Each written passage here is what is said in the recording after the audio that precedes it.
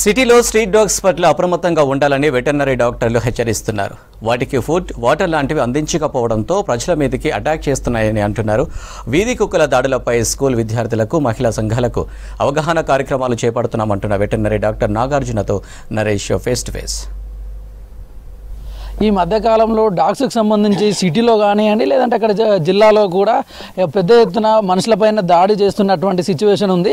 అయితే ఈ డాగ్స్ ఎందుకు మనుషుల మీద దాడి చేస్తూ ఉన్నాయి, ఎందుకు ఆ డాగ్స్లలో మార్పు వస్తుంది అనేటటువంటి విషయాన్ని ఈ వెటర్నరీకి సంబంధించినటువంటి డాక్టర్ నాగార్జున గారు ఉన్నారు. ఒకసారి ఆయనతో మాట్లాడే ప్రయత్నం చేద్దాం. సార్ చెప్పండి, ఎందుకు డాగ్స్ అట్లా మారుతూ ఉన్నాయి, రోడ్డు మీద వెళ్ళే వారి మీద కానివ్వండి వీళ్ళందరి మీద అటాక్ చేస్తున్నటువంటి పరిస్థితి ఉంది, ఎందుకు అట్లా చేస్తూ ఉన్నాయి? జనరల్గా అయితే ఇప్పుడు మనకి చిన్నపిల్లలపైన వాటి టార్గెట్ చేస్తుందండి. కుక్కలు అనేవి చిన్నపిల్లలపైన టార్గెట్ చేస్తాయి. ఎందుకంటే వాటికన్నా చిన్న ఆబ్జెక్ట్ అనేది తక్కువ కనిపిస్తాయి కాబట్టి వాటికి టార్గెట్ చేసి అటాక్ చేసే అవకాశం ఈజీగా ఉంటుంది. ఒకటి మెయిన్ అటాక్ ఎందుకు చేస్తాయంటే చిన్నపిల్లలపైన చేస్తాయి. ఇంకోటి ఏమంటే మనకు ఫుడ్ దొరకనప్పుడు వాటికి బిహేవియర్ చేంజ్ అవ్వడం వల్ల కూడా ఫుడ్ కానీ వాటర్ దొరకకపోవడం వల్ల బిహేవియర్ చేంజ్ అయ్యి అటాక్ చేయడానికి అవకాశం ఉంటుందండి. అయితే ప్రధానంగా కుక్కలు అనేటటువంటి విశ్వసనీయతకు పెట్టిందే పేరు. వాటికి ఏదన్నా ఫుడ్ కానీ అట్లాంటివి ఇస్తే అవి మనతోటి ఉంటాయి, అసలు ఏం హాని చేయవు, మనతోటి ఫ్రెండ్లీగా ఉంటాయి అనేటటువంటి పేరు ఉంది. అట్లాంటి కుక్కలు ఇవాళ సడన్గా డాగ్స్ అనేటటువంటి అన్నీ కూడా అటాక్ చేసేటటువంటి పరిస్థితి వచ్చింది. అవునండి, మెయిన్ ఫుడ్ దొరకకపోవడం వల్లనే అలా అవుతుందండి. ఇంతకు మొదలు కొంచెం ఫుడ్ పెట్టడం వల్ల ప్రతి ఒక్కరు రెస్పాన్సిబిలిటీ అండి. ఇప్పుడు మన ఇంటి ముంగట ఉంటుంది, మన ఇంటి ముంగట మనకు డాగ్ కనిపిస్తుంది, మన స్ట్రీట్లో కనిపిస్తుంది అంటే అదొక మన బాధ్యత అలా తీసుకొని మనకి ఫుడ్ కానీ వాటర్ పెట్టడం కానీ చేయాలి. అట్లా పెడితే మనకి కొంచెం డాగ్ బైటింగ్ అనేది తగ్గుతుంది అనమాట. ఫుడ్ లేకపోవడం వల్లనే మెయిన్ కరవడానికి అవకాశం ఉంటుందండి. వీటి నివారణ కోసం ఆ డాగ్స్ ఏవైతే ఉన్నాయో వాటి ఇప్పుడు నివారణ కోసం మీరేం కార్యక్రమాలు చేస్తూ ఉన్నారు? మేము జనరల్గా అండి మనతో అనిమల్ బర్త్ కంట్రోల్ ప్రోగ్రామ్ అని చేస్తామండి.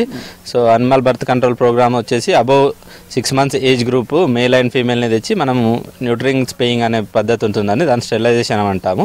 స్టెరిలైజేషన్ చేసి వ్యాక్సినేషన్ చేసి ఎక్కడ తెచ్చినామో అక్కడ వదిలేస్తామండి. ఇంకోటి ఇది ఫస్ట్ ఒకటి. తర్వాత నెక్స్ట్ వచ్చేసి మనం అవేర్నెస్ క్రియేట్ చేస్తామండి స్కూళ్ళల్లో. డూస్ అండ్ డోంట్స్, ఇప్పుడు మనకి డాగ్ అటాక్ అయితే ఏం చేయాలి, ఏం చేయరాదు. సో జనరల్గా అన్ని చిన్నపిల్లలకి స్కూల్స్లలో అవేర్నెస్ ప్రోగ్రామ్స్, మళ్ళీ సెల్ఫ్ హెల్ప్ గ్రూప్స్ కానీ అంగన్వాడీ వాళ్ళ సెంటర్స్లో కూడా మనము అవేర్నెస్ ప్రోగ్రామ్స్ ఇస్తున్నామండి. కుక్క కరిచిన వెంటనే తీసుకోవాల్సిన జాగ్రత్తలు ఏంది?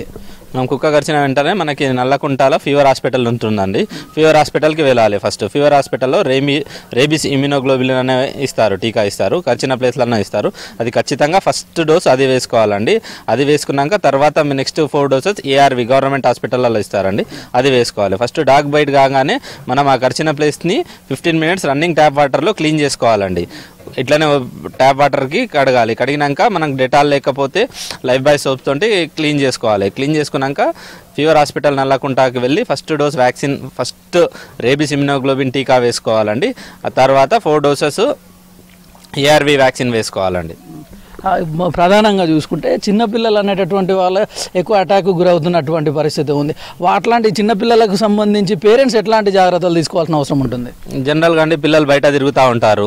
సో వాటికి హైట్ చిన్నగా అనిపిస్తే టార్గెట్ ఈజీ అవుతుందండి అటాక్ చేయడానికి. సో జనరల్గా మనం పిల్లల్ని ఎక్కడైనా బయటికి పంపించేటప్పుడు అక్కడ పిల్లల్ని ఒంటరిగా వదలరాదండి. మనం చిన్న బిస్కెట్ ప్యాకెట్కి కానీ పాల ప్యాకెట్స్కి ఎగ్స్ అని అక్కడ పిల్లల్ని పంపిస్తూ ఉంటారు. అలాంటివి చేయకండి.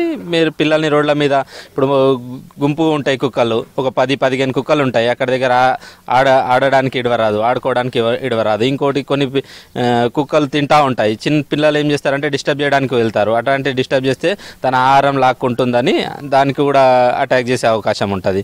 ఇంకోటి ఏమంటే మదర్ పప్పీస్ ఉంటాయి, అంటే పిల్లల్ని ఇచ్చిన ఇది ఉంటుంది. పప్పీస్ దగ్గర కొంచెం దూరంగా ఉండాలండి.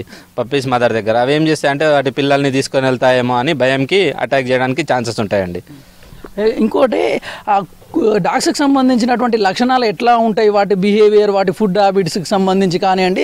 అవి కొన్ని డాగ్స్ ఎట్లయితే ఉంటాయో నాన్ వెజ్కి అలవాటు పడినటువంటి డాగ్స్ ఉన్నాయనుకో, వాటి లక్షణాలు ఎట్లా ఉంటాయి, ఆ డాగ్స్కి సంబంధించి ఎట్లా పబ్లిక్ తోటి బిహేవ్ చేసే ఛాన్సెస్ ఉంటుంది? జనరల్గా అనేది ఫీడింగ్ అనేది రెగ్యులర్గా ఒకటే ప్రాసెస్ ఉంటే బాగుంటుందండి. కొన్నిటికి ఆహారం దొరకక అప్పుడప్పుడు నాన్ వెజ్ దొరుకుతూ ఉంటాయి. మనకి ఎక్కడన్నా ఫిష్ వేస్ట్ కానీ చికెన్ వేస్ట్, మటన్ వేస్ట్ అలాంటివి దొరికినప్పుడు ఏమైతే ఒకసారి అలవాటు పడి మనకి వీక్ అంతా లేకపోయేసరికి దానికి నాన్ వెజ్కి అలవాటు పడి ఆశపడి మళ్ళీ ఇంకా నాన్ వెజే కావాలని అటాక్ చేయడానికి అవకాశం ఉంటుందండి మనకి. ఇది మనతో చెప్తున్నటువంటి విషయం.